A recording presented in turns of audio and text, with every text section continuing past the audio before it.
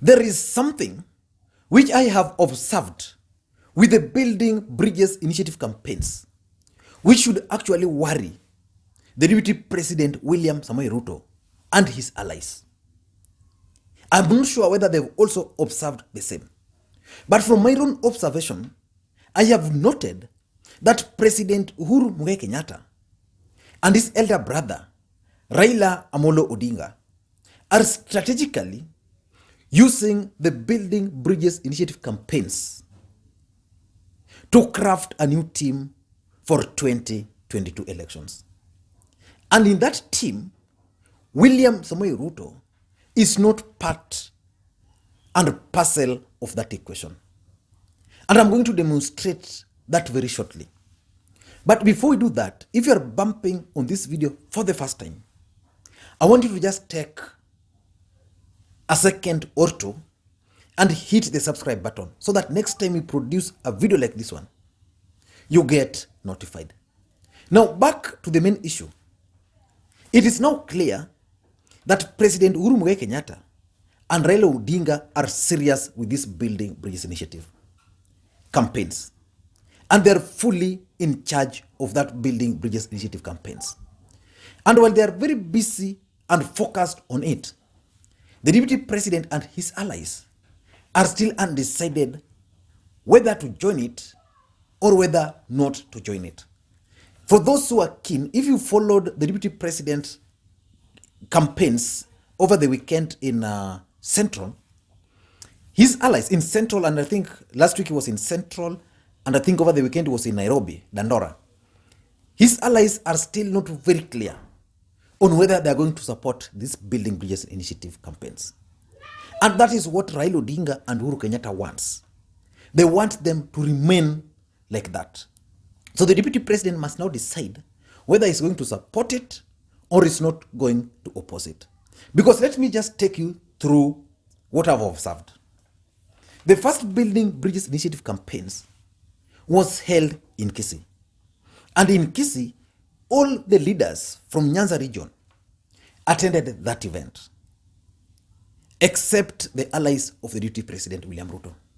So basically what they did, they removed themselves from a national discourse, which happened in Kisii. But that event still went on, and a resolution was passed. Then the next stop was in Kakamega. The same thing. In Kakamega, all governors were present, and the event went well, and a report was prepared. But in Kakamega, there was a challenge, and that challenge was posed by three different factions. There was the faction of allies of the Deputy President, led by Ben Washiali and Rashidi Chesa. Then there was the camp of Raila Odinga and Uhuru Kenyatta. This camp was led by Atuoli and Oparanya. And then there was the camp of Musalia Mudavadi and Moses Wetangula. But later on, Musalia Mudavadi and Moses Wetangula joined the main camp of Uhuru Kenyatta. Or as a matter of fact, they claimed that President Uhuru Kenyatta made a personal call to them. But the allies of the DP still did not attend that function. And it went on. Then the next event was in Mombasa. There's something I'm trying to explain, and I hope you are flowing so well. Then the next event was in Mombasa. In Mombasa, something also happened. All governors and leaders attended that event. But by that time, the allies of the Deputy President realized that this train had already left the station and it was heading to its destination. So they went and boarded it in Mombasa. But again, their impact was also not felt, because apart from the contribution by Kipchumba Murkomen, no any other person spoke at that event, but the event went on. Then the next stop was in Ukambani. And in Ukambani, there's also another politics. In Ukambani, the person these guys chose, before I go to Ukambani, at the coast, the leader of this team was Hassan Joho. Now they went to Ukambani, and Ngilu was the face of that campaign. You know, in Ukambani we have Kalonzo Musyoka, and in Ukambani there's also Alfred Mutua. Alfred Mutua was the first person to join the Building Bridges initiative and to join the Kibera campaigns. And it was expected that Alfred Mutua was going to be appointed as the face of the Building Bridges initiative in Ukambani. But that did not happen. And that's why, of late, if you are keen, Alfred Mutua was not present in that event, as much as he gave explanations. And as I always say, in politics, everything is normally scripted or planned. So he planned not to attend. And then Kalonzo Musyoka and the group also planned another event in Wote, which did not happen because of the death of the former president, Daniel Toroitich arap Moi. But at the end of the day, the Ukambani event happened, but with Ngilu as the leader. Then from Ukambani, it was supposed to go to, was it Meru? But because of the death of Moi, it has not happened. Then these guys now went to Rift Valley. Now in Rift Valley, they appointed a key ally of Gideon Moi to lead this campaign at the expense of allies of the deputy president. And it's going to be very interesting. Now, up to that point, because the one in Narok, which is scheduled for the weekend, has not happened, let me just tell you how these guys, let me just demonstrate to you how these guys have mobilized or are crafting a team. In Kisii, they've appointed Ongwae James as the team leader for Nyanza. So they've gone to Western, they've appointed Wycliffe Oparanya as the team leader. They've gone to Coast and they've appointed Hassan Joho as the team leader. Then they've gone to Eastern, to Ukambani region, and then in Ukambani, they've appointed Charity Ngilu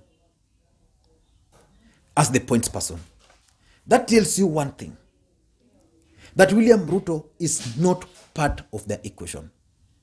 And I want you to understand how these guys are very clever. In Rift Valley, which is basically the core support base of the deputy president, what are they doing in Rift Valley? In Rift Valley, they've appointed this guy called Tolgos, the Elgeyo Marakwet governor, as the team leader.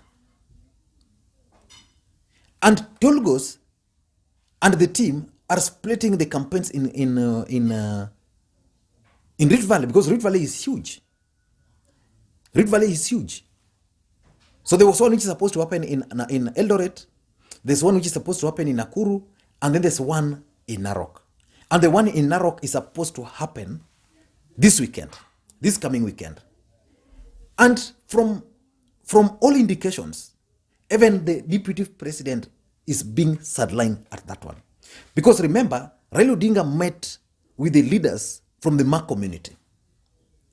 And one guy who has been a close associate of the deputy president, the Narok governor, Governor Tunai, said something. I want you to listen to him because it's a bit long, around 2 minutes. I want you to listen to him very keenly what he is saying.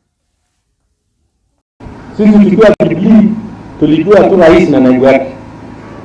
Sasa hivi mimi nilikuwa gavana, nakaa naona barua imesaidiwa na baba inakuja kwa Tunai. Hatukuwa anajua hii maneno. Hapo saa hii barua hii ananipigia kama wengine wanakuja nao. Hapa si lazima tuipo hiyo. Amaka bado ndio kulala. Kama ndia hata Jumatatu ameita sisi yote. Lazima twende kwa viongozi, kwa sababu sasa hiyo ndio inclusivity. Na sasa tunaendelea kufanya mkutano kupopularize. Mnajua hiyo mkutano ilianza Kisii, ikaenda Kakamega, imefanywa huko Mombasa, naenda Kitui, sasa tunakuja nayo tarehe 22. Na mimi nataka kusema ya kwamba tukiwa kaunti ya Narok na mimi nikiwa gavana ya kaunti hii, tunaunga mkono hiyo mpangilio ya kulete wa Kenya wote pamoja.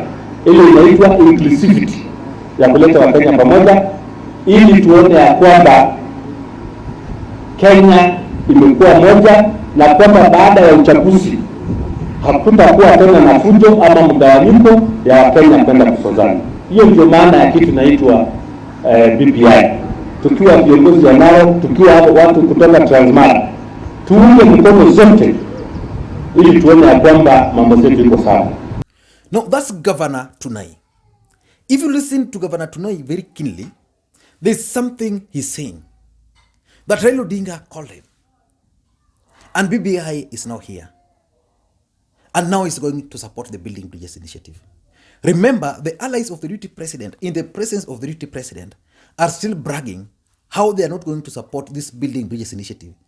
If it will not include coffees, their teas, I don't know, pyrethrum, I don't know what they are saying.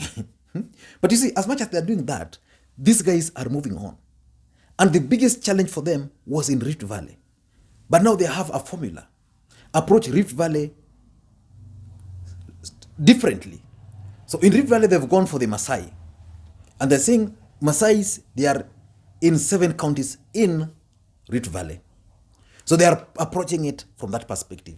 And when Raila Odinga met these guys, it was full house. There was the governor for Kajiado, Ole Lenku. There was the governor for Narok, Governor Tunai. There was the deputy governor for Samburu. Then there were several other members of parliament, senators, all of them from Maasai region attending this event. And when they spoke, they assured these guys that they were going to mobilize their people to attend this event. And while this was happening, I didn't see key allies of the deputy president in that event. So basically what these guys are doing, these guys are strategically crafting a team for 2022 elections. And that team is devoid. There's none of allies of the deputy president being involved in that team. I don't know whether you've observed this, but why are they doing this? Number one, they're now trying to use the Building Bridges initiative to reach out to grounds which were originally or perceptionally perceived to be hostile to Raila Odinga and Uhuru Kenyatta.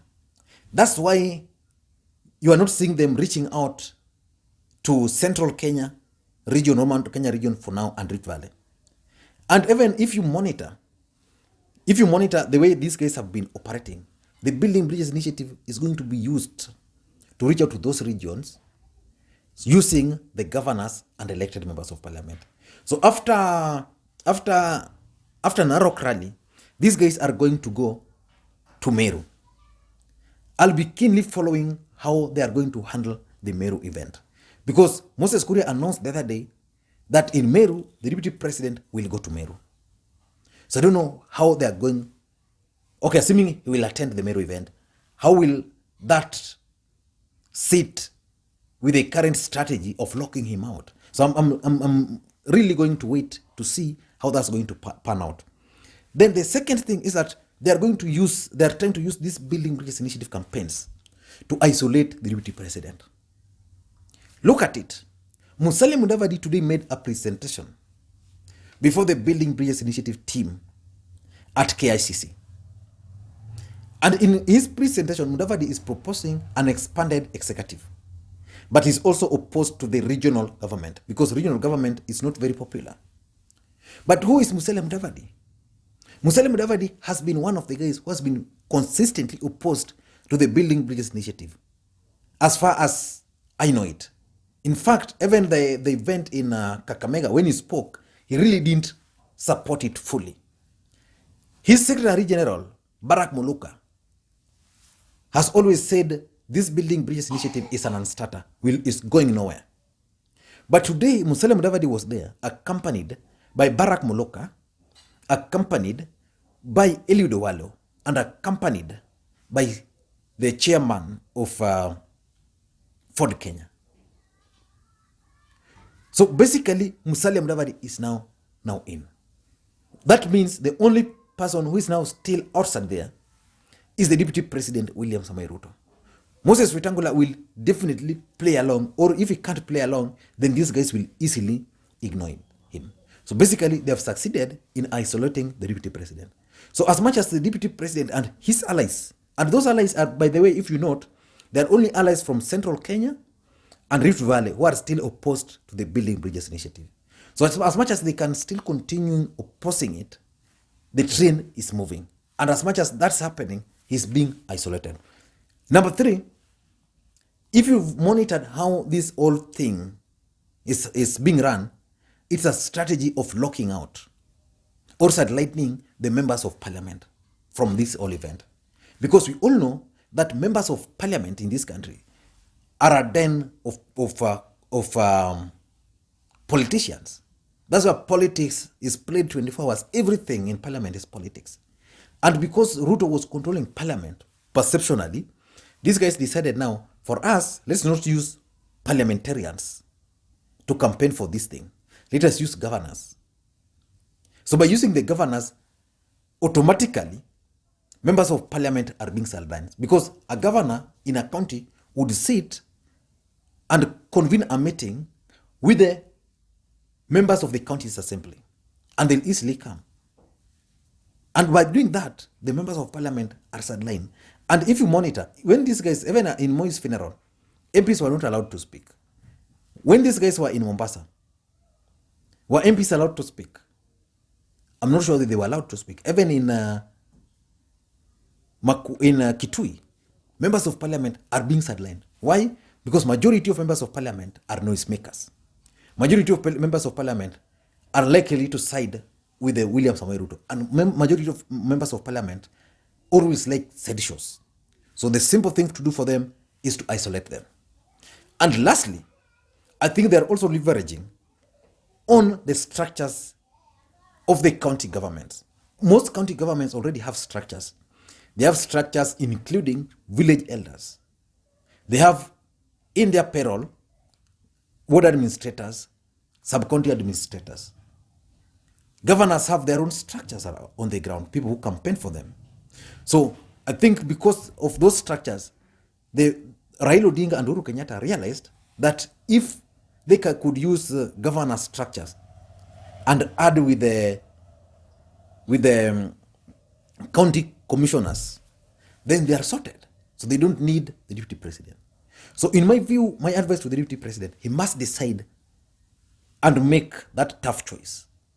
Either to support the Building Bridges initiative the way it is, the way these guys are pushing it, unconditionally, or decide to oppose it. Because sitting in the middle is not going to help him.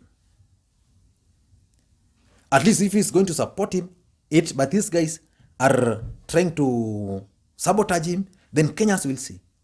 But not a situation where his team are clearly opposed to it, while on the other side, they want to support it. I don't know what you think, but I think based on what I've observed, President Uhuru Kenyatta is using the Building Bridges initiative to craft a team for 2022. And that team is going to be regional based. And they're splitting these regions. There's Nyanza, there's Coast, Central is going to be split into 2, Rift Valley likely to be split into 2 or 3, as long as it's going to serve their objectives. And if you're bumping on this video again for the first time, I want you to just take a second or 2 and hit the subscribe button so that next time we produce a video like this, you get notified. And to the subscribers, I want to continue thanking you guys for your continued support. Thank you guys, and please, may you have a good day. And just like I keep on saying, the only support I request on this channel is one: help me create interactions. Interactions you create by either giving the video thumbs up or thumbs down. So if you like the video, give it thumbs up. If you don't like it, thumbs down. Because from those, I'm able to understand whether the content is good or is bad. But the best one is normally just to drop your comments, because from those comments, I'm normally able to understand a lot of things. Thank you guys, and please, may you have a good day. Bye-bye.